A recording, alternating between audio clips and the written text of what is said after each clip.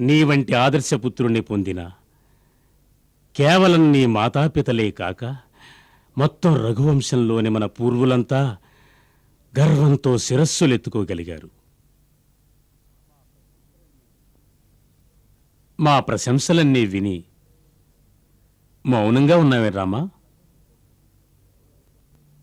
కన్నబిడ్డను ఏ తండ్రైనా అభినందించడం సర్వసహజం.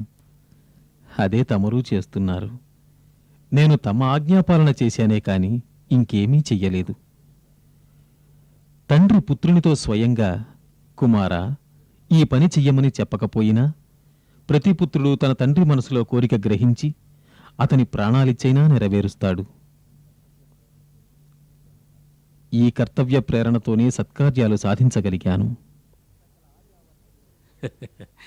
సకల ఆర్యావర్తంలో శూరవీరులు అపూర్వ బాహుబల శక్తి వినియోగించి ఏ శివధనస్సుని కదల్చలేకపోయారు.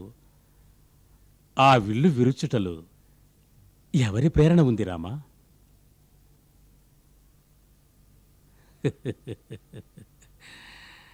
వెళ్ళు, విశ్రాంతి తీసుకో. ఎప్పుడు మేము నిన్ను ప్రశంసించినా సరే నీవు దాన్ని సవినయంగానే తీసుకుంటావు.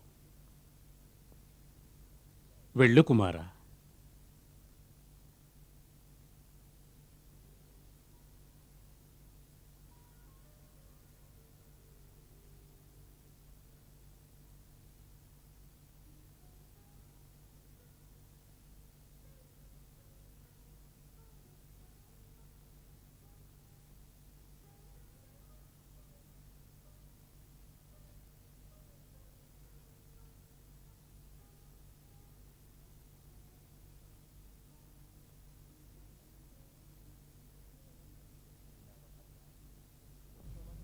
విన్నావా భరత?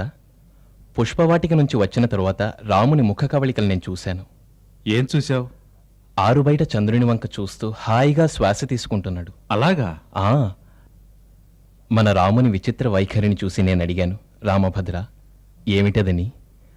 లక్ష్మణ, ఎవరో తెలీదు మా మానస శాంతి సరోవరంలో కలవరం కలిగించారు. నా మదిని ప్రేమ తరంగాలు ఉప్పొంగిపోతున్నాయి. ఆ తరంగాలలో సీతాస్వరూపం చక్కని చందమామలా గోచ.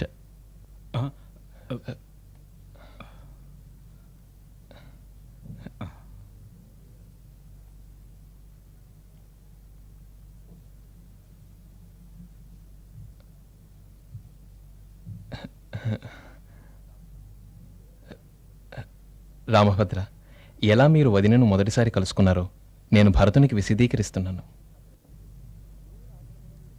అగ్రజ, గురువుల ఆశ్రమంలో మీరు ప్రేమశాస్త్రం పఠించనే లేదు కదా, అయినా మీకు ఈ ప్రేమశాస్త్రం ఎలా అలవడింది? అదే విచిత్రం శత్రుఘ్న. ఎవరు మాతృప్రేమను, భాతృప్రేమను, నదీ సాగర సంగమాన్ని ఈ ప్రపంచానికి నేర్పించలేరు. ఈ సృష్టిలో పిత పుత్ర అనుబంధాలేవి ఏ మానవుడు కల్పించుకోలేడు. అవి భగవంతుడే నిర్ణయిస్తాడు. తత్ప్రకారంగా జీవితంలో ఎవరు నీకు ధర్మపత్ని కావాలో, తనని ఎప్పుడు ఎలా కలుసుకోవాలో ఆ భగవంతుడే ముందుగా నిర్ణయిస్తాడు. అందుకే మనిషి విధి ఒక్కటే. తన పత్నిని కలిసిన తరువాత తన ఆమెను సంపూర్ణ విశ్వాసంతో మనస్ఫూర్తిగా ప్రేమించాలి. ఆ వ్యక్తిని తప్ప జీవితంలో ఇంకెవ్వరినీ తలచరాదు. పూజ్య మహర్షి వశిష్ఠ, మహర్షి విశ్వామిత్ర, మహారాజా దశరథ, మేం మీకు స్వాగతం ఇస్తున్నాం. ఇప్పుడు మా కులగురువులు మాన్యులైన శతానందులు ఈ సభకు విచ్చేసిన గురుజనుల సముఖంలో కార్యక్రమం నివేదిస్తారు. మహారాజు జనకుల ప్రతిజ్ఞానుసారంగా శివధనుర్భంగం జరుగగానే రాకుమారి సీతకు శ్రీరామునికి వివాహం జరిగినట్లుగా భావించవలసినదే. దీనితో ఆర్యావర్తంలో 2 పవిత్ర వంశాలు కలిసి ఒక్కటయ్యాయి. అయినప్పటికీ తమ తమ కుల ఆచార నిష్టలను అనుసరించి మహారాజు జనకులు తమ సర్వ సముఖంలో తమ పుత్రిక సీతను విధియుక్తంగా కులధర్మయుక్తంగా కన్యాదానం చేయదలిచారు. అందుచేత మహారాజు జనకులు తమ అనుజ్ఞను వాంఛిస్తున్నారు. అదేవిధంగా తమ పుత్రుడు శ్రీరాముడు కూడా సెలవిచ్చాడు. తమ పిత్రాజ్ఞ పొందిన పిదపనే సీతతో పాణిగ్రహణం జరగాలని. తమరిప్పుడు ఆ శుభకార్యానికి అనుమతిచ్చినట్లయితే నేను లగ్నపత్రిక సిద్ధం చేస్తాను. పూజ్యులైన శతానంద, మీ నిర్ణయంతో మేము కృతార్థులమయ్యాం. ఇప్పుడు తమరు ప్రస్తావించినది రఘువంశానికే గౌరవదాయకం. ఈ సత్కారానికి మేము మహారాజు జనకులను అభినందిస్తున్నాం. మేము రాముడు మా పుత్రుడుగా జన్మించినందుకు గర్విస్తున్నాం. మిథిలాపతి జనకులకు తెలిసే ఉంటుంది, మా ఇక్ష్వాకు కులదేవులు ఈ మహర్షి వశిష్ఠులని. మా గురుదేవుని ప్రార్థిస్తున్నాం, మాకు మార్గం సూచించమని. మహారాజు జనక, వివాహం వ్యక్తిగతమైనది కాదు, అది ఒక సామాజిక నియమం. కేవలం ఒక స్త్రీకి ఒక పురుషునికి గల బంధనాన్ని వివాహంగా నిశ్చయించలేం. ఎందుకంటే ఆ ఇద్దరు వ్యక్తులతో వారి కుటుంబాలు, వారి కులాలు, వారి ధర్మాలు ఒకటి కావాలి. వివాహం అంటే అర్థం రెండు కులాల, వాటి ఆచార వ్యవహారాల, వాటి సాంప్రదాయాల సంగమం. అందుచేత మేము తమ పుత్రికను స్వీకరించే ముందుగా తమకొకటి వివరించాలి. ఈ మా మహారాజు దశరథుని కులపరంపరను పరిచయం చేస్తాం. అది తమరు విశ్వసించాలి. ఈ రాకుమారుడు రాముడు తమ కుమార్తెకు సర్వత్రా అర్హుడు. మహారాజు దిలీపుని సుపుత్రుడు భగీరథుడు దేవలోకము నుండి గంగను పృథ్వీపైకి తెచ్చి ఈ ఆర్యభూమికి ఎంతో ఉపకారం చేశాడు. అది యుగ యుగాల వరకు అతనిని అమరజీవిగా జీవింపజేస్తుంది. మహారాజు రఘు ఈ కులజ్యోతే. అతని నామంతోనే ఈ రఘుకులము వినుతికెక్కింది. పిదప భక్తశిఖామణి అంబరీషుడు. అతని యొక్క ప్రపౌత్రుడు మహారాజు అజికుడు. మహారాజు అజికుని సుపుత్రుడు మహారాజు దశరథుడు. అట్టి విశిష్ట కులోద్భవులు ఆర్యకుమారులు రామలక్ష్మణులకై మేము తమ ఇరు పుత్రికలైన సీతను ఊర్మిళను వాంఛిస్తున్నాం. మునివర, తమ ఉదార వాక్కులతో మేం ధన్యులమయ్యాం. మేము నేడెంతో వినమ్రతతో మా సీతను శ్రీరాముని సతిగా, కనిష్ట పుత్రిక అయిన మా ఊర్మిళను ఆర్యకుమారుడు శ్రీ లక్ష్మణుని సతిగా, రఘుకులానికి కులవధువులుగా తమకు సమర్పిస్తున్నాను. మహారాజు దశరథ, విదేహరాజు జనక, ఈ ఆనందమంగళ కార్యక్రమానికి పూర్ణస్వరూపం లభించినట్టు కాదు. ఈ మహర్షి వశిష్ఠులు సమ్మతిస్తే మేం కూడా మా మనోభావాన్ని ప్రకటిస్తాం. కానిండి మహర్షి. రామలక్ష్మణులు పరిణయ సూత్రబంధంతో అయోధ్యకు సాగుతారు. కానీ భరతుడు, శత్రుఘ్నుడు మిగిలిపోతారు. అది ఉచితం కాదు కదా. మహారాజు కనిష్ట సోదరుడు శంకాశ నరేంద్రుడు, కుశధ్వజునికి ఇరువురు తనయలున్నారు, మాండవి, శృతకీర్తి.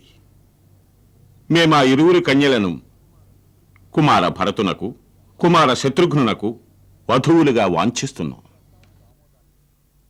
ఈ ప్రస్తావనకు ఆమోదాన్ని మనసారా తెలుపుతున్నాం. మునివర, తమ ఈ ప్రస్తావనతో సకల రాజవంశాలు ధన్యమయ్యాయి. కుశధ్వజుడు తన కుమార్తె మాండవిని కుమార భరతునికి, అదేవిధంగా కనిష్ఠపుత్రిక శృతకీర్తిని కుమార శత్రుఘ్నునికి కన్యాదానం అవశ్యం చేస్తాడు. మరింక ఆలస్యం ఎందులకు? శతానంద, నలుగురు రాకుమారులు ఒకేసారి పెళ్లి కొడుకులవ్వాలి. అలాగే నలుగురు రాకుమార్తెల కన్యాదానం ఒకేసారి జరగాలి. అలాంటి లగ్నం నిర్ణయించండి.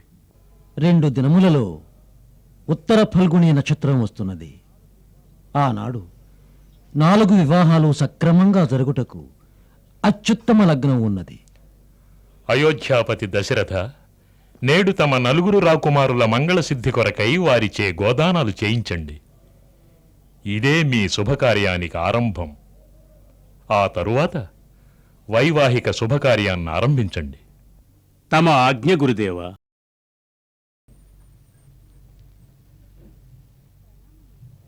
ప్రణామం మహారాణి. మహారాణి, ప్రతిదినంలాగానే నేడు కూడా మహారాజుల కుశలవార్తలు తెస్తూ జనకపురి నుండి దూత వచ్చారు. కానీ నేడు మహారాజులు తమరికి ఒక ప్రత్యేక పత్రిక పంపించారు. ప్రత్యేక పత్రిక? అవును మహారాణి.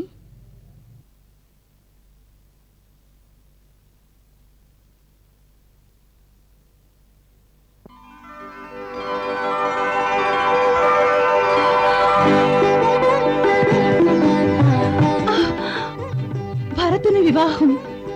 ఏమంటున్నారు మహారాణి? రాకుమారులు భరతుని వివాహమా? మహారాజులు నలుగురు రాకుమారుల వివాహాన్ని నిశ్చయించారట. అరే ఎక్కడికి పరుగులు తీస్తున్నావు? ఇలా మధ్యలో అలంకరణ వదిలేసి నీ శోభ కోసం నగలు తీసుకొచ్చాను. అడ్డులే మందరా, ఈ సమయంలో మాకు అలంకరణ ముఖ్యం కాదు తెలుసా? నీకు బాల్యం నుండి అలవాటే కదా ఇలా అలంకరించుకుంటూ మధ్యలో పారిపోవటం. ఇంత పెద్ద రాణి అయ్యావు, నీకు ఇప్పుడు ఇంకా బాల్య చెట్టలేనా? బాల్యమా? ఇప్పుడా?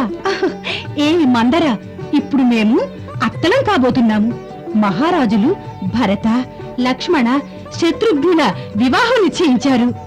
వివాహమా? మా భరతుని వివాహమా? మేము ఈ శుభ సమాచారాన్ని మా అక్కగారికి అందజేస్తాం.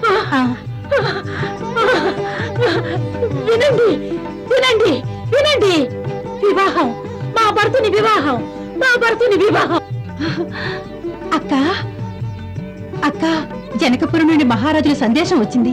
జనకపురి నుండా? వారు కుశలమేగా? వారు కుశలమే. ఇదిగో మీరే చదవండి. నీవు చదివావు కదా, నీవే చెప్పు కైకేయి. అయితే వినండి, ఈ వార్త వింటే ఆశ్చర్యపోతారు. మహారాజులు రాముడితో సహా లక్ష్మణ, భరత, శత్రుఘ్నులకు కూడా వివాహం నిశ్చయించారు. నిజంగానా? ఏమిటి? నిజంగానే మన మహారాజు మన నలుగురు పిల్లల వివాహం ఒకేసారి నిశ్చయించారా? అదేగా కైకేయి చెప్తోంది. తాను చెప్పేది పూర్తిగా మేవింకా వినలేదు. ఎక్కడ, ఎవరితో ఈ ముగ్గురు వివాహాలు జరుగుతాయట? ఎవరి కళ్యాణం ఎవరితో జరుగుతుంది? లక్ష్మణుడి వివాహం మహారాజు జనకుల కనిష్ట పుత్రికైన ఊర్మిళతో. మరి భరత శత్రుఘ్నులకు? మహారాజు కుశధ్వజుని కుమార్తెలు మాండవి, శృతకీర్తులతో. అలాగా?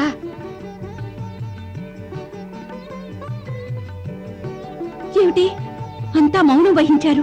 వెళ్ళండి, రాజమందిరంలో దీపాలు వెలిగించండి, నగరంలో దండోరా వేయించండి. మన అమాత్యులకు సెలవేయండి. అయోధ్యలో ఇంటింటా మధుర పలహారాలు పంచాలని చెప్పండి. నేను బ్రాహ్మణుని పిలిపిస్తాను. మీరిద్దరూ గోదానాలు చేయండి. వెళ్ళండి, ఇద్దరు వెళ్ళండి. ఆనవాయితీలు సభ్యంగా జరగాలి. వెళ్ళండి. నూనె వేయండి, నూనె వేయండి, త్వరగా కానియండి. తండి తండి, దివ్యలు తండి, దివ్యలు తండి. ఏం చేస్తున్నావు మందరా? నేడు నీ పుత్రుని వివాహం నిశ్చయమైంది కదా, మందిరంలో దీపాలు వెలిగించొద్దా? ఎంత అడుగుతున్నావే ఏం చేస్తున్నావని. ఎంత పనుంది. బ్రాహ్మణులను పిలిపించాలి, ప్రజలందరికీ ధనధాన్యాలను ఎన్నో పంచాలి, గోదానాలు చెయ్యాలి, ఎన్నో. అవన్నీ జరుగుతాయిలే. అక్కగారు వాటికి ఏర్పాట్లు చేయిస్తున్నారులే. అక్క? ఆ మహారాణి కౌసల్య?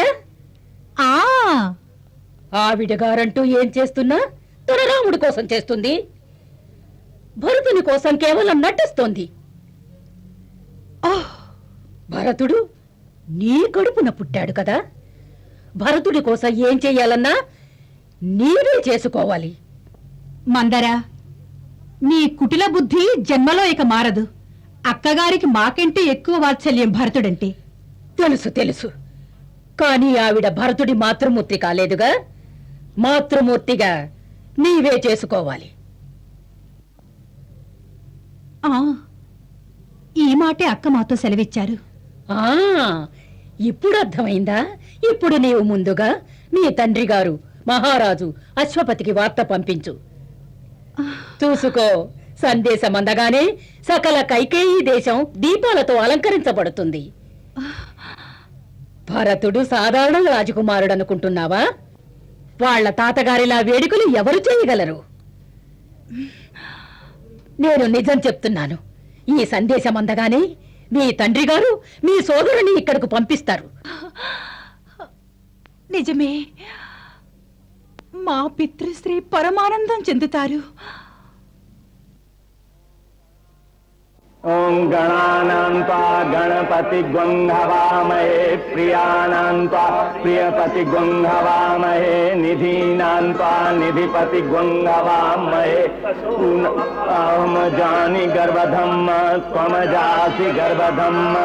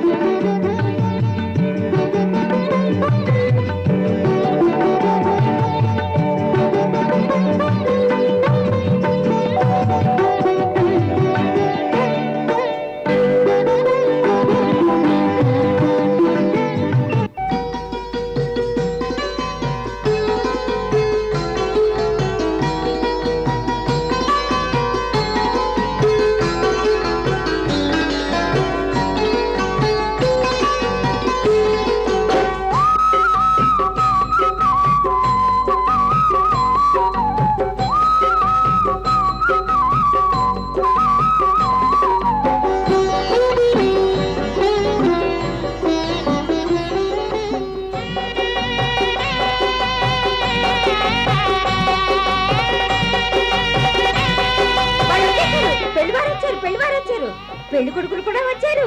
పెళ్లివారు వచ్చారా? ఆగు సోదరి, నేను వెళ్ళి చూసొస్తాను. రండి రండి రండి, వెళ్ళి చూద్దాం రండి.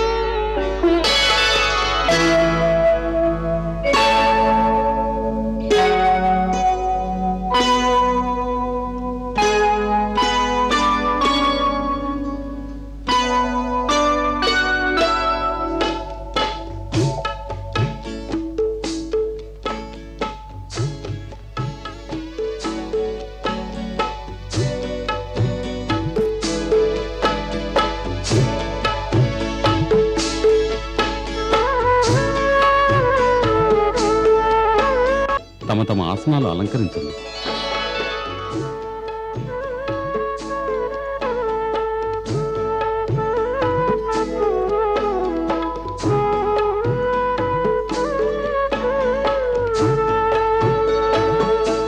శతానంద, తమ మహారాజు జనకులకు విన్నవించండి.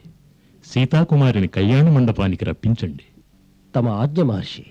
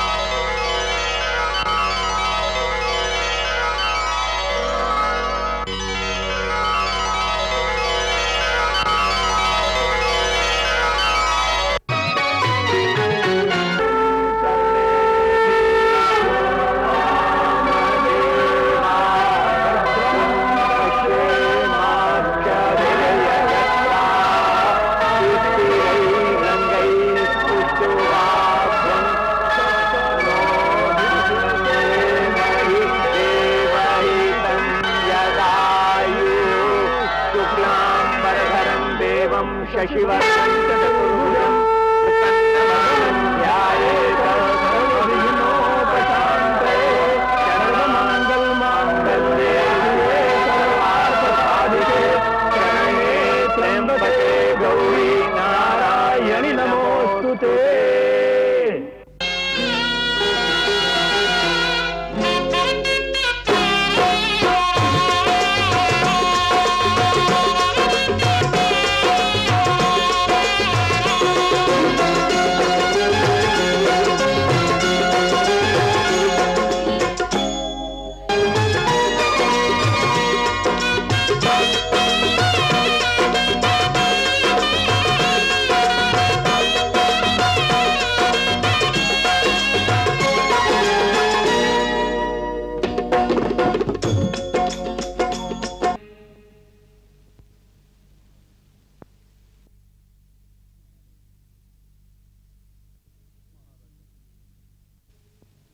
మహారాజా,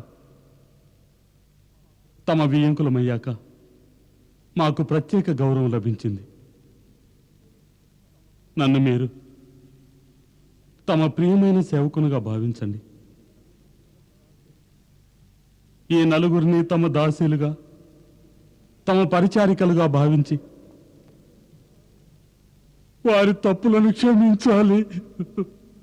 తమరు ఏమంటున్నారు మహారాజు జనక?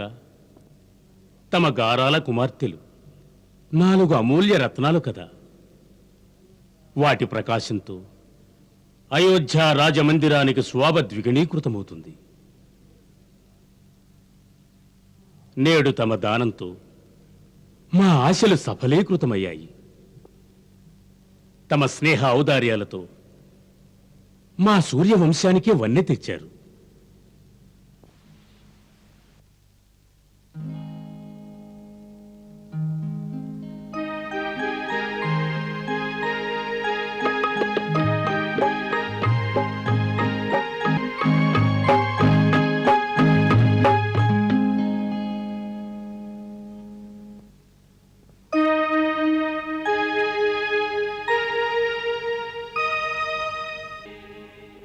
ఎంత ఉత్సాహంతో మనసు పులకరిస్తున్నా సరే, పుత్రికల వివాహం అయిన తరువాత మనోస్థితి చాలా క్షీణించినది.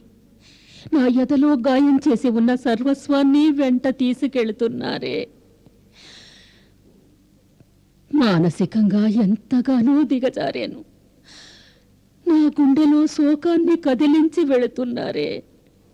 కానీ ఆశీర్వదించి తీరాలే. వివాహానికి వియోగానికి మధ్య ఎంతటి వ్యధ నేను చెందవలసి వచ్చినది. వియోగ క్షణాలు ఆసన్నమయ్యే కొలది నా హృదయంలో చీకటి ఆవరించి నన్ను కదిలిస్తున్నదే. ఈనాడు వాళ్ళత్తవారింటికి వెళ్లే ముందే మేం మరణిస్తావేమో. కాదు, అలా ఎన్నడూ జరగదు. శోకించవలసింది, దాన్ని కాదనలేం. మీరు తమ చేతులతో తమ పుత్రికలను పల్లకీలో కూర్చోబెట్టి సాగనంపాలి. ఆనవాయితీ అదే కదా. ఏమిటి ఆనవాయితీ? ఈ మాతాపితలు ఆడపిల్లల్ని ఎంత ప్రేమతో పెంచి పెద్ద చేసినా తిరిగి వాళ్లను ఒకనాడు తామే బిడ్డలను పరగృహాలకు పంపించాలి కదా. మనసు విధ విధాలుగా కంపిస్తున్నదే. తమ పతుల సన్నిధిలో వారికి ఎలాంటి సమస్యలు వస్తాయో అక్కడెవరు చూస్తారు ప్రేమతో? అచట దుఃఖం కలిగితే ఎవరితో తమ బాధ చెప్పుకోవాలి వారు? మీరు కూడా ఎంతగానో దుఃఖిస్తున్నారు. ఎవరితో మీ బాధను చెప్పుకుంటున్నారు? మీ పతితోనే కదా. ఇంకెవరితో నా బాధ చెప్పుకోగలను? మిమ్మల్ని ఆనాడు సాగనంపే వేళలో కూడా మీ అమ్మగారు ఇలాగే శోకించి ఉంటారు. నా కూతురు పతి గృహంలో ఎవరితో బాధలు చెప్పుకుంటుందా అని. చూడండి, నేడు మీరు జనకుని ఇంట ఈ పరివారంతో మీ పతి సమీపంలో ఎంత ఆనందిస్తున్నారు. ఆ ఆనందం తమ పుత్రికలు కూడా పొందాలిగా. ఈ రాకుమార్తెలు కూడా తమ తమ భర్తలతో సుఖించాలని దీవించి సాగనంపండి మహారాణి. అది చాలా కష్టతరం గురుమాత. మాతృహృదయానికి మరి ఇంకేమీ అర్థం కావు. కేవలం మమత గురించే తెలుస్తుంది. తమరలా యోచించకండి మహారాణి. మీరు రాజా జనకుని భార్య కదా. జనకపతి లౌకిక మోహాలు చేయించి సిద్ధినార్జించారు. వారి రాణిగా ఇలా చింతించవచ్చునా? ఇది ఉచితం కాదు తల్లి. వారి సిద్ధిని గురించి మీరు చెప్తున్నారు. వారి అవస్థను గ్రహించలేదే తమరు. అమ్మాయిలు ఇంకా ఇంటనే ఉన్నారు. కానీ భిక్షకుడిలా చేతులు జోడించి మహారాజు దశరథుని వద్ద దీనంగా అర్థిస్తున్నారే. మా పుత్రికలను ఇంత త్వరగా సాగనంపజాలం మహారాజా. పుత్రికా వ్యామోహం మాకు ఉన్న బాధ్యతలను, మా జ్ఞానాన్ని, సర్వస్వాన్ని వికలితం చేసింది. మమ్మల్ని గ్రహించని అయోధ్యానాథ, ఇచ్చట తాము కొన్ని దినాలు మాతో ఉండేందుకు సమ్మతిస్తే ఈ జనకుడు కృతార్థుడవుతాడు. మంచిది. ఇంతగా చెప్పాలా? మిథిలేశ్వర, తమ ఇష్టానుసారం ఇక్కడే మేముంటాం. ఎప్పుడు వెళ్ళమంటే మేము అప్పుడే బయలుదేరుతాం. ఈ దశరథుడు మాట తప్పడు.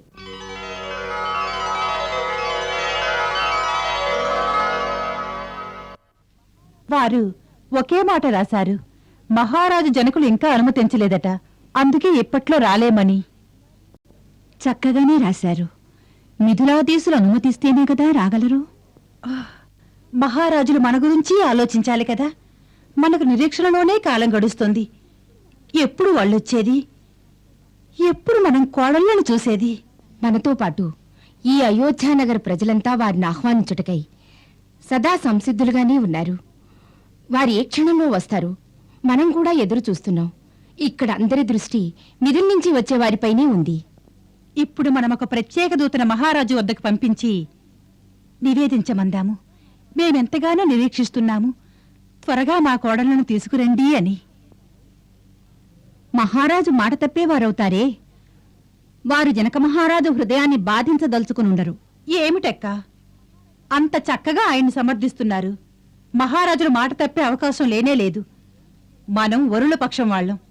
మనం ఏం చెయ్యమంటే కన్యాపక్షం వాళ్ళు అలా జరిపించి తీరాలి. అది కాదు ఆరిసుమంత.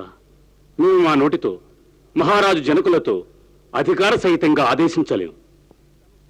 ఎంతైనా వరుణిపితలం, తమ పుత్రికలను తరలించండి.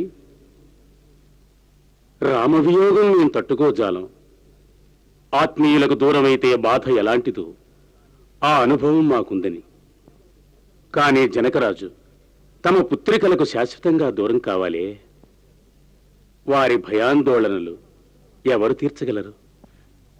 తమ మనసులోని సున్నిత భావన తమ ఔన్నత్యానికి ఉచితమే మహారాజా. కానీ ఆ భావనా వేదనలో ఒక నిజం మర్చిపోరాదు. తమరొక రాజ్యానికి పరిపాలకులు. ఎన్నో దినాలు రాజు విదేశాలలో ఉండుట ఉచితం కాదు కదా. ఒరే తమ్ముడు, త్వరగా కానీరా. మనకి తెలుసుగా పెళ్లివారు ఈ రోజు వెళ్ళిపోతున్నారని. ఆగవయ్యా, పెళ్లివాళ్ళు అప్పుడే వెళ్ళర్లే. మన మహారాజు జనకులు ఒప్పుకోవాలి కదా. ఎంతకాలం మన మహారాజు దశరథుడు మౌనంగానే ఉంటారు? మన మహారాజులు వారు చెంతనే ఉన్నారు కదా, ఏదో ఒక కారణం చెప్తూనే వారిని ఆపు చేస్తూ ఉంటారు.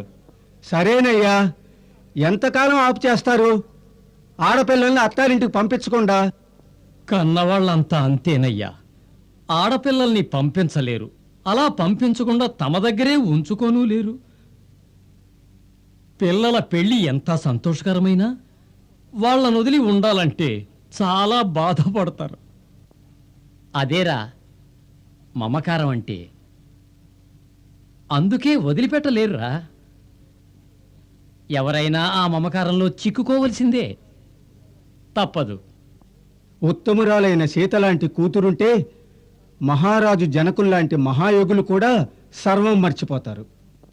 దేశంలో తమలాంటి రాజయోగీశ్వరులే ఈ మోహజలంలో బంధితులైతే ఈ రాజ్య ప్రజలను ఎవరు రక్షిస్తారు? మహారాజా, తమరి విధానం సకల జనుల జీవన్ముక్తి సిద్ధికి నిదర్శనం కాదా? మునిరాజా, మహామహాయోగులైన మహామహాశూరులైన బిడ్డల వియోగ దుఃఖాన్ని సహించలేరు కదా. మా హృదయాన్ని ఖండించి తీసి ఇచ్చుటకైనా సంసిద్ధులమే. కానీ పుత్రికను సాగనంపాలంటే మనస్కరించుటలేదు. రాజా, మీ మనసులో కలిగిన వేదన మా మనసులోనూ ఉన్నది. కానీ తమరు చేతులారా కన్యాదానం చేసిన పిదప పుత్రిక పరహస్తగతం గదా. ఇప్పుడు సీత మరొక ఇంటి ఇల్లాలైంది. తమ వంటి జ్ఞానికి ఈ మాట విశదపరిచే అవసరం లేదు కదా. నిజమే ఋషిపుంగవ, నిజమే. శతానంద, మహారాణి కరిగించండి. రాకుమార్తెలను సాగనంపటకు సన్నాహాలు చేయాలి.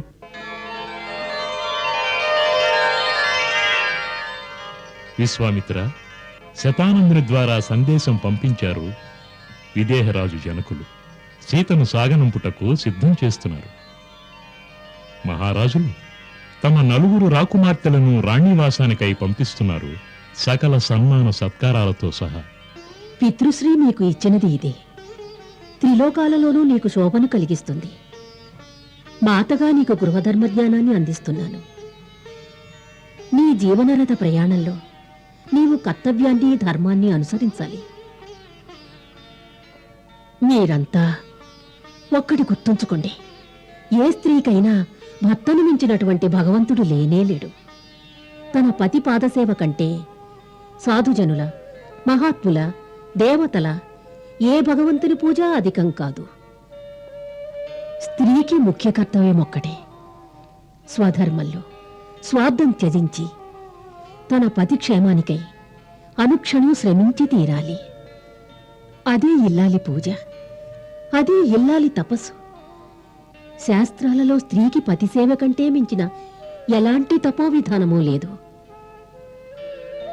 ఏ స్త్రీ అయినా మనస, వాచ, కర్మణ పాతివ్రత్యాన్ని పాటిస్తుందో ఆ ఇల్లాలికి ఎవరి ఆశీర్వాదమూ అవసరం లేదు. దేవతలు కూడా తలుంచుతారు.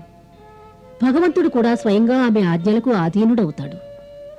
పతి యొక్క కర్తవ్య పాలనలో స్త్రీ అతని సహధర్మచారిణిగా, తోడు నీడగా సహకరించాలి. స్త్రీ సర్వదా తన పతి, మాతాపితలను సేవించాలి. ఆ సేవయే సర్వోత్తమ ధర్మం. అత్త మామల పదముల పూజ ఉత్తమ నారీ ధర్మము కాదా అని శాస్త్రంలోనే ఉంది. రాజుతోనూ పతితోనూ వినయంతో సవ్యంగా మాట్లాడాలి. వాగ్వివాదాలలో శృతిమించి మాట్లాడరాదు. దాని యొక్క ఫలితం నష్టం కలిగిస్తుంది. అప్పుడప్పుడు అనర్థాలకు దారితీస్తుంది. నీ అత్తవారింటిని దేవాలయంగా భావించాలి. ఆ ఇంట నీవు ఎప్పుడూ స్వాభిమానాన్ని ప్రదర్శించరాదు. నీ ఆత్మాభిమానాన్ని హద్దుల్లో ఉంచుకోవాలి. అందర్నీ మన్నించడం అలవర్చుకోవాలి. నీ పుట్టింటి వైభవాన్ని మర్చిపోవాలి. మహారాణి, 4 రాకుమారులు అక్కడ రాజమందిరంలో ఎదురు చూస్తున్నారు. మీరు వెనువెంటనే రాకుమార్తెలను సిద్ధం చేయించాలని మహారాజు గారు ఆజ్ఞాపించారు.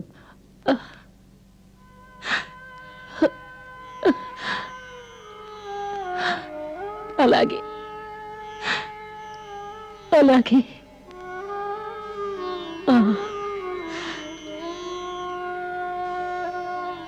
చినకత్తెలందరికీ తెలియజేయండి. జాగ్రత్తగా తీసుకువెళ్ళమని చెప్పండి. కావలసినవి సమకూర్చమనండి.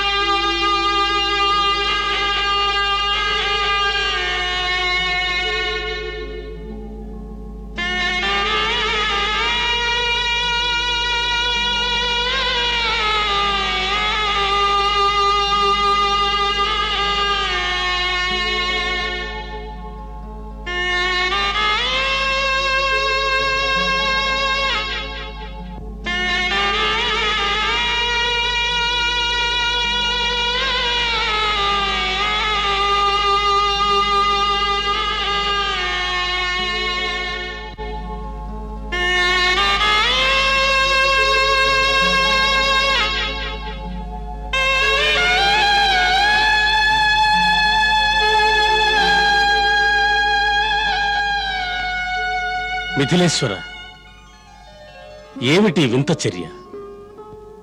తమ స్థానం బహు ఉన్నతమైనది. ఈ విధంగా ఈ దాసునిపై సదా కృపణత చల్లాలి మహారాజా. అజాగ్రత్త వల్ల ఏవైనా పొరపాట్లు జరిగితే క్షమించాలి. సీత, ఊర్మిళ, మాండవి, శృతకీర్తి, నలుగురు అమ్మాయిలు మాతాపితల అనురాగాన్ని చూశారు. అత్తవారి ఆచారాలు, ఆనవాయితీలు తెలియవు. తెలుసుకోవడానికి సమయం రావాలి. ఈ నలుగురు బాలికలను తమ దాసీలుగా భావించి ఉదార భావంతో తమ చరణ సన్నిధిని చేర్చుకోండి మహారాజా. వీరు గృహలక్ష్ములు. లక్ష్మి స్థానం చరణాల వద్ద కాదు, శిరో పరిభాగంలో ఉండాలి. విదేహరాజా, లోకులు ఒకే లక్ష్మిని ఆరాధిస్తారు. తమరు నలుగురు లక్ష్ములను అందించి అయోధ్య రాజ్యశ్రీని 4 గింతలు చేశారు. ఇది తమ ఔదార్యం మహాముని. కన్యాదాతగా కేవలం అర్థిస్తున్నాను. ఈ నలుగురిని తమ పరిచారకులుగా భావించండి. కాదు మహారాజా, మేము అయోధ్యకు కాబోయే మహారాణులను తీసుకువెళుతున్నాం. ఉచిత సత్కారాలతో గౌరవించాలి. ఎంతైనా మహారాణి సమానులు కదా. తమరు ఉదార హృదయులు, మహాశైలు.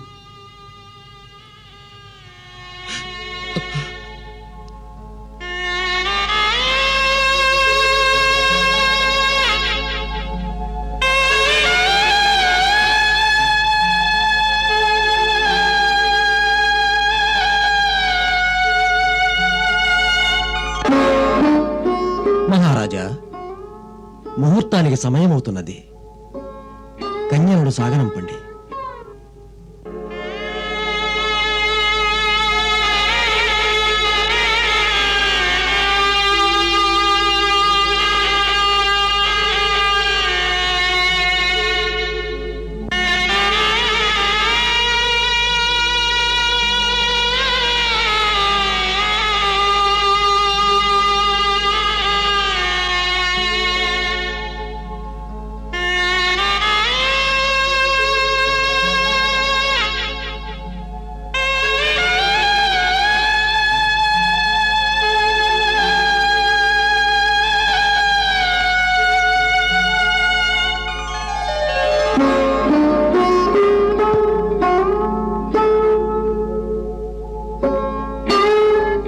పుత్రి, మాదొక మాట గుర్తుంచుకో. నీ కార్యాచరణలో నీ మాతాపితల వలె అత్తమామలను నిద్రించరాదు.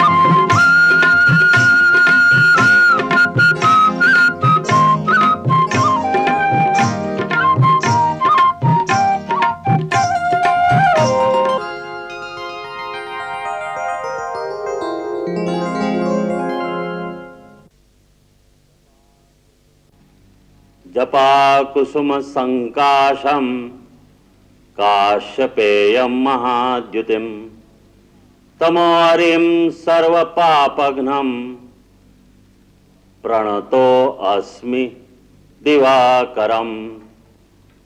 ఓం సూర్యదేవాయ నమః.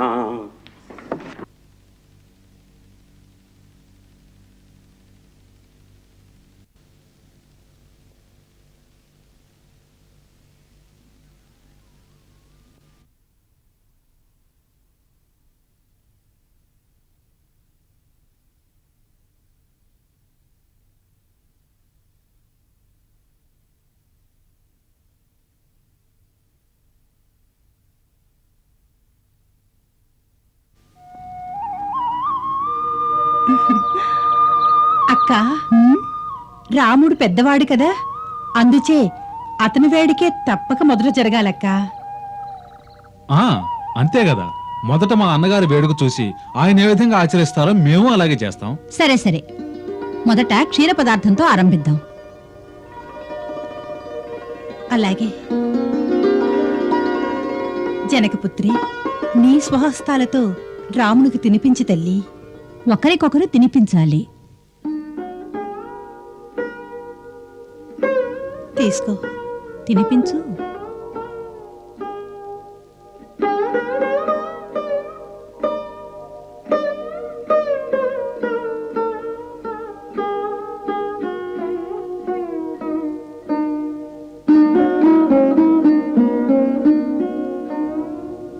రామా, ఇప్పుడు నీవు తినిపించు.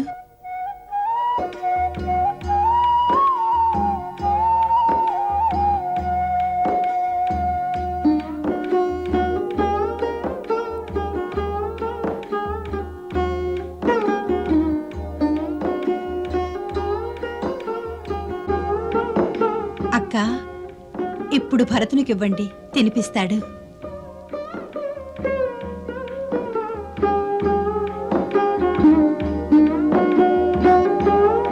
తరువాత ఇప్పుడు ఈ వేడికి కానియండి. ఎవరు ముందుగా ఉంగరాన్ని తీస్తారో వాళ్ళు గెలిచినట్టు. చూస్తా ఎవరు గెలుస్తారో. కానియండి, త్వరగా ఉంగరం తీయండి. జనకపుత్రి, చూస్తావేమిటి? త్వరగా తీ. జయం మనదే అగ్రజ. కానీ ఆలస్యం చేసావో వదినే గెలుస్తారు.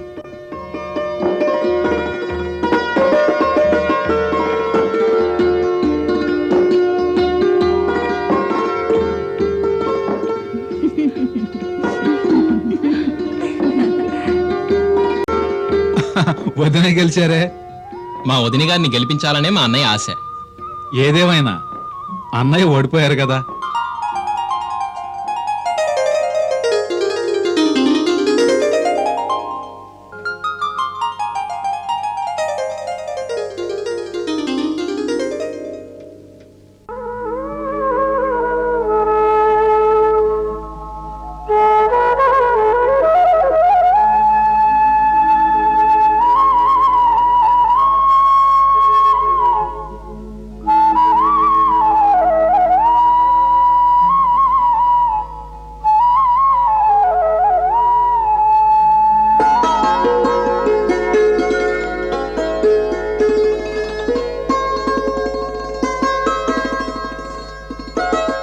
ఏమిటిది?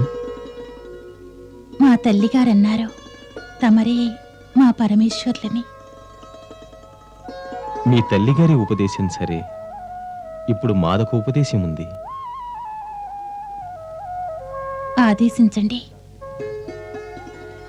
మేము తమ దాసీలం.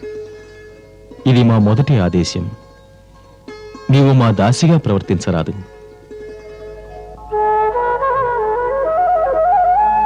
మా అర్ధాంగిగా, ఆత్మబంధువుగా, సఖిగా జీవన పయనం మాతో సాగించాలి. మా దైనందిన కర్తవ్యంలో మాకు చేదోడు కావాలి. ఒకవేళ మేమెప్పుడైనా పొరపాట్లు చేస్తే నీవు మమ్ము నిరోధించాలి. ఒక స్నేహభావంతో, ఒక సన్నిహిత సంస్కార భావంతో. మాత కైకేయి సెలవిచ్చారు, మొదటిసారిగా మంచి స్నేహితులు మనకు తటస్థించిన వేళ ఒక బహుమతి ఇవ్వాలని. మేం బహుకరించేది రత్న వైఢూర్యాలు కావు. బహుమతి రూపంలో నేడు మేమొక వాగ్దానం చేస్తున్నాం. క్షత్రియ కులీనులకు అనేక రాణులు ఆనవాయితీ. కానీ ఈ రాముని జీవితంలో మరొక స్త్రీకి అవకాశమే లేదు. ఇది రాముని ప్రతిజ్ఞ.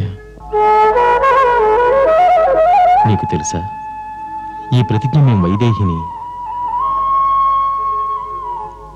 ఆ పుష్పవాటికలో తొలుత చూసినప్పుడే చేశాం. మనసా వాచా.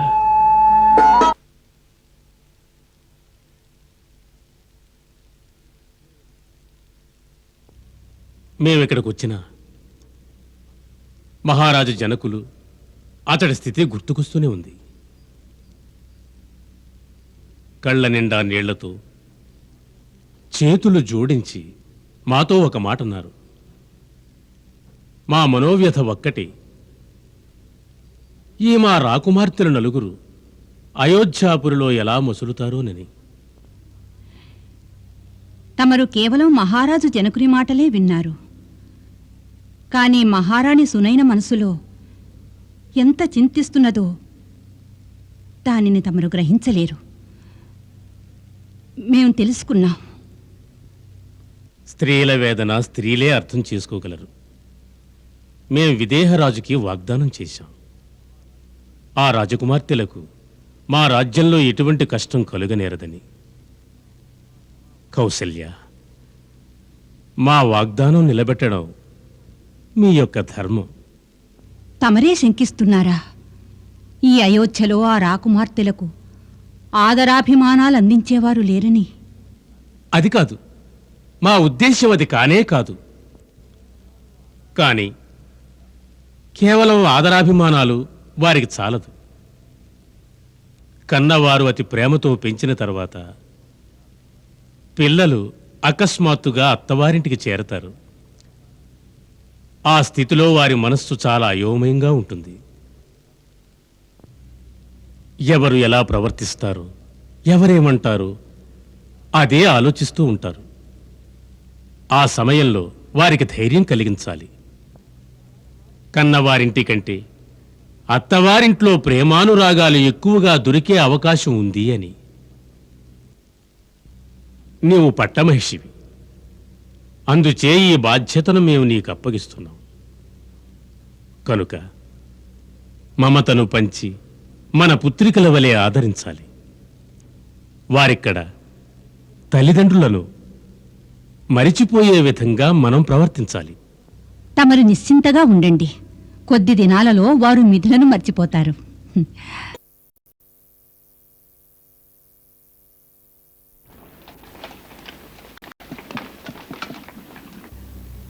మహారాజా, నేను తమ ఆజ్ఞను ఉల్లంఘించలేను.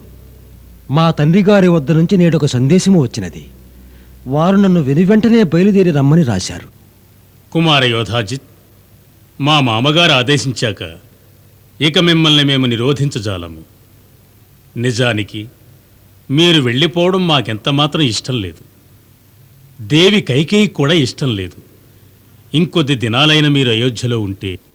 మాకు మా సోదరునిపై ఆగ్రహంగా ఉంది. కానీ నేడు మా తండ్రి గారు మరలా సందేశం పంపించాక మేం మౌనం వహించవలసి వచ్చింది. రమ్మని కబురు చేశారా పితృశ్రీ? అవును భరత, మీ మావయ్య ఆర్య యోధాజిత్ ఈనాడు తన స్వదేశానికి బయలుదేరాలి అంటున్నాడు. ఈనాడేనా? ఏం మావగారు, మీకు మా అయోధ్య నచ్చలేదా? అంత మాట నేను చెప్పగలనా భరత? మీ తాతయ్య గారు నన్ను అతి త్వరగా రావాలని సందేశం పంపించారు. భరత, మీ తాతగారి ఆరోగ్యం సరిగ్గా లేదు నాయనా. వారు మీ ఇద్దరినీ చూడాలని పలవరిస్తున్నారట. తమ్మునితో నేడు నీవు బయలుదేరి తీరాలి. మీరిద్దరూ వెళ్ళి మాతా కౌశల్య, సుమిత్రుల వద్ద అనుజ్ఞ తీసుకోండి. నేను ముందుగా సీతారాముల అనుమతి తీసుకుంటాను. అలాగే.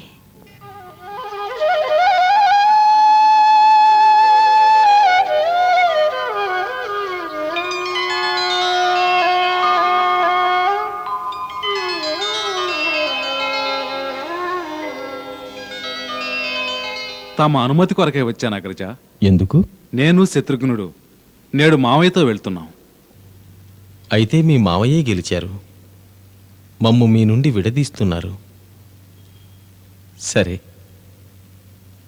వెళ్ళండి, కొంతకాలం మీ తాతగారి వద్ద ఉండిరండి. అక్కడి ఆనందంలో తమ స్మృతిని క్షణమాత్రం కూడా మర్చిపోలేం అగ్రజ. ఈనాడు మనసు వికలంగా ఉంది. వెళితే నేను మీ చరణాలకు దూరం కావాలి, లేదంటే తాతగారు ఆజ్ఞ పాటించకుండా ఇక్కడే ఉండిపోవాలి. అగ్రజ, మీ చరణ సన్నిధి కంటే స్వర్గం కూడా అధికం కాదు. మీ వియోగాన్ని మేం మాత్రం సహించగలమా? మీ తాతగారి మనస్సు కూడా బాధించరాదు. నీకు తెలుసా భరత, నీతో పాటు మేము కూడా కలిసి రావాలనే ఆశగా ఉంది. మీ ఇరువురిని విడిచి ఒంటరిగా నేను మాత్రం ఉండగలనా? అయితే పదండి అగ్రజ, ఆనందంగా ఉంది. మన పితృశ్రీ వద్ద మనలో ఎవరో ఒకరు ఉండాలి కదా. మేము లక్ష్మణుడు దూరమైన నాడు మీ భరత శత్రుఘ్నులు ఇక్కడున్నారు. నేడు మీరిద్దరూ వెళ్తున్నారు కనుక మేము లక్ష్మణుడు మాతాపితలను సేవించాలి కదా. భరత, ఒక్క మాట మాత్రం గుర్తుపెట్టుకో, ఏ వేళ మీ ధ్యాస వచ్చినా వెంటనే మీ ఇద్దరిని పిలిపిస్తాను. అలాగే కానియండి, ఏదో విధంగా త్వరగా రప్పించండి.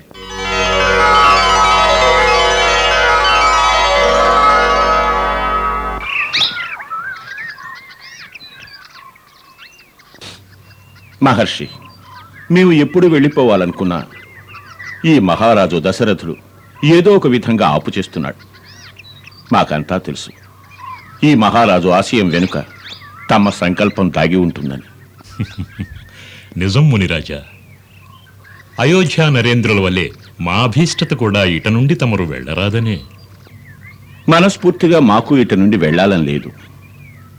తమరిని శ్రీరాముని దర్శించుకోవడం కంటే అధిక సౌభాగ్యం నాకేముంటుంది. కానీ తమకు తెలుసు కదా, ఇక మేం వెళ్లే సమయం ఆసన్నమైనదని. అందుచే తమరు మహారాజుతో నా గురించి చెప్పండి, ఇక మేము వెళ్లేందుకు అనుమతి ప్రసాదించాలని. తమ వియోగం బహు కష్టతరం మునివర. తమ దయ వలన నేడు మా సూర్యవంశ కీర్తి నలుదెశలా విస్తరించింది. మా అభ్యర్థన ఒక్కటే, సర్వదా తమ పద సరోజాలకు దూరం కాకూడదని. ఇక్కడ మా వలన ఏమైనా పొరపాట్లు జరిగి ఉంటే నేడు తాము ఔదార్యంతో క్షమించాలి. అంతేగాని అయోధ్యను విడిచి వెళ్ళరాదు. మునివర, ఇప్పుడీ అయోధ్య తమ సొంతం. మమ్ము, మా పుత్రులను, సమస్త పరివారాన్ని తమ దాసులుగా భావించి నా కోరికను మన్నించండి. రాజా, తమరు మా హృదయాన్ని తమ నిశ్చల ప్రేమతో బంధించి వేస్తున్నారు. అందుచే మా మనసులో మోహదుర్బలత కదలాడుతోంది. అందుచే ఈ పరిస్థితిలో మేము మాలోని మమతానుబంధాల్ని ఛేదించుకోవాలి. అప్పుడే ఒక కర్తవ్య ఫలాపేక్ష పూర్తి అవుతుంది. కానీ మనిషి సన్మార్గ భావనా పథంలో సాగే వేళ అనాచితంగా తాను సామాన్య మమకారాలకు చిక్కితే ఒక మాయాజాలంలో చిక్కుకుంటాడు. మహర్షి, ఇలా తమరే వెనుకంజ వేస్తే ఇక మా వంటి సాధారణ మానవులు ఇంకేం కావాలి? తమరు మహానుభావులు కదా. గతంలో తమ తపోబలంతో మా పూర్వీకులు మహారాజులు త్రిశంకులకై అంతరిక్షంలో ఒక నవ స్వర్గ నిర్మాణమే గావించారే. తమరు మా ఘనత గురించే శ్లాఘిస్తున్నారు. మీరు మా పతన క్షణాలు మర్చిపోయారు. అప్సరస మేనక విరిసిన మోహజాలంలో బంధించి ఇంద్రుడు మా తపోబలాన్ని నాశనం గావించాడు. మా చరిత్ర బహు విచిత్రమైనది రాజా. లక్ష్య శిఖరములు చేరేటప్పుడే మానవుడు అతి జాగ్రత్తగా సంచరించాలి. లేదంటే ఒక్క తప్పటడు అతని సహస్ర వర్షాల తపస్సుని ఒక్క క్షణంలో నాశనం చేస్తుంది. అదే మాకు జరిగింది.